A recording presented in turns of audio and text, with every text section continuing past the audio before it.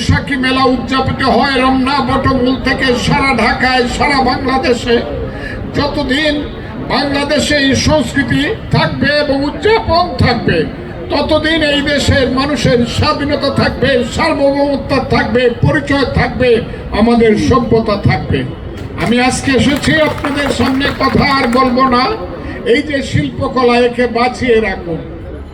শিল্পকলার সঠিক সংস্কৃতিকে বাঁচিয়ে রাখুন।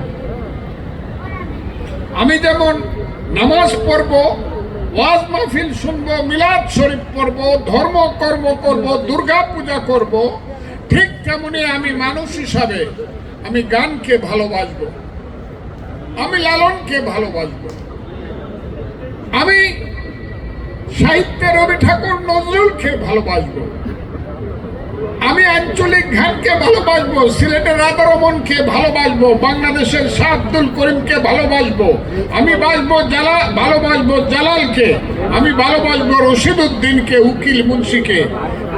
আর তাদের আমি ভালোবাসবো তারও আগে, 1200 বছর আগে যে মঙ্গল কাব্যের যে প্রধান কবি ছিল দ্বিজবংশী দাস, তার মেয়ে যে চন্দ্রাবতী, যে 1200 বছর আগে কিশোরগঞ্জের নীলগঞ্জে জন্মগ্রহণ করেছিল।